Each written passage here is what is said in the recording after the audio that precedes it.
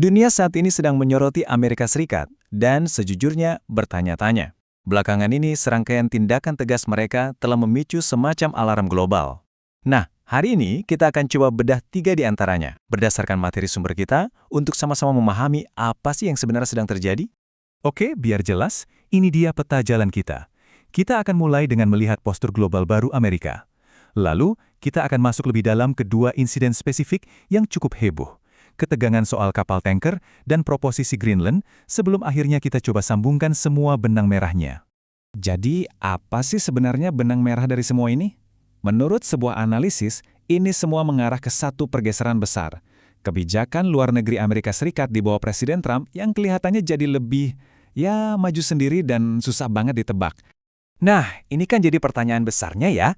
Apakah ini benar-benar sebuah arah baru yang disengaja untuk Amerika? Yuk kita coba cari tahu jawabannya bareng-bareng dengan melihat langsung apa yang dikatakan oleh sumber kita. Materi yang jadi sumber kita ini ngasih gambaran yang cukup blak-blakan. Tindakan-tindakan ini digambarkan bukan sebagai sesuatu yang acak, tapi bagian dari sebuah strategi baru yang sangat tegas. Seolah-olah Amerika ngasih sinyal, kepentingan kami itu nomor 1. Bahkan kalau itu artinya harus mengambil sesuatu yang menurut negara lain bukan hak mereka. Oke, kita mulai dari contoh pertama yang paling nyata. Sebuah insiden panas di tengah lautan yang melibatkan penyitaan sebuah kapal tanker minyak berbendera Rusia. Kronologinya sendiri, seperti yang dirinci dalam laporan, rasanya kayak nonton film thriller. Jadi ceritanya gini, awalnya ada upaya penggeledahan yang gagal. Gak lama, kapal itu ganti nama, ganti bendera, coba ngilang gitu. Tapi ujung-ujungnya tetap saja kena sergap. Dan disinilah ceritanya jadi punya 2 versi yang sangat berbeda. Menurut laporan, di satu sisi, Amerika Serikat bilang, kami cuma jalanin sanksi kok. Tapi di sisi lain, Rusia ngelihatnya beda banget.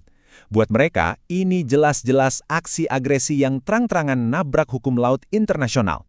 Oke, kita coba gali lebih dalam ya. Tuduhannya apa aja sih?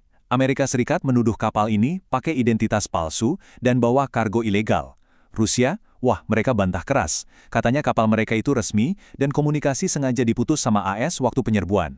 Nah, yang bikin merinding, sumber analisis kita ini sampai bilang situasinya bisa memicu Perang Dunia Ketiga. Gila kan? Taruhannya tinggi banget. Oke, dari lautan yang tegang, sekarang kita terbang ke Kutub Utara. Di sini, studi kasus kedua kita ngebuka sebuah ambisi geopolitik yang berani banget.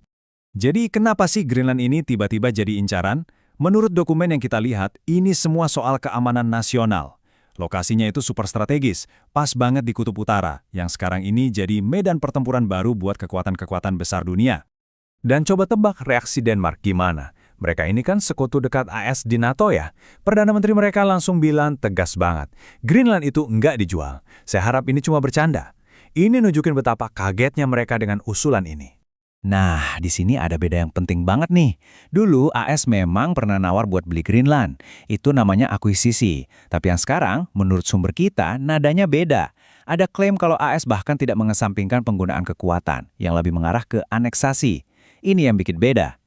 Nah, ini dia poin kuncinya. Sumber kita ini nunjukin ada motif lain di balik alasan geopolitik tadi. Katanya sih ini soal ekonomi.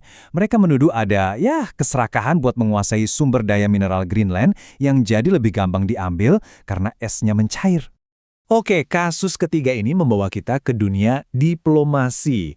Dan di sini sumber kita juga nunjukin ada pergeseran yang sama dramatisnya.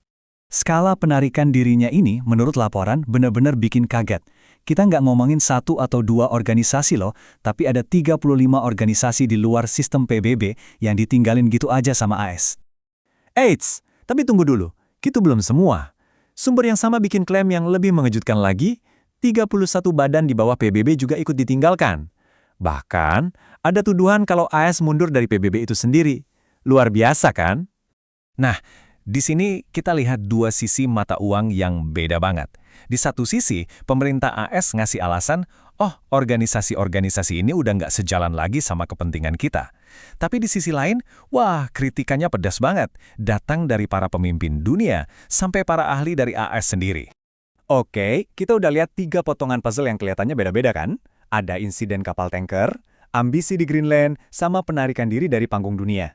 Sekarang, ayo kita coba satuin semua potongan ini buat lihat gambaran besarnya, sesuai dengan apa yang coba dilukiskan oleh analisis ini.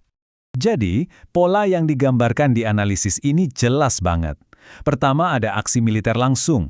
Kedua, ambisi buat menguasai wilayah. Dan ketiga, pamit dari dunia diplomasi. Ini semua nunjukin pola tindakan yang sangat tegas, dan bisa dibilang main sendiri. Dan inilah inti dari analisis sumber kita. Semua tindakan ini bukanlah kebetulan. Ini adalah bagian dari sebuah strategi besar untuk membentuk kembali tatanan global. Ini seakan-akan jadi sinyal dari AS kalau mereka, sudah tidak mau lagi main pakai aturan yang lama. Nah, dari semua ini, kita sampai di satu pertanyaan terakhir yang mungkin paling penting, dan pertanyaan ini sengaja kami tinggalkan untuk Anda renungkan. Kira-kira apa yang bakal terjadi kalau negara adidaya di dunia memutuskan untuk bikin aturannya sendiri? Coba difikirkan. Terima kasih sudah menyimak.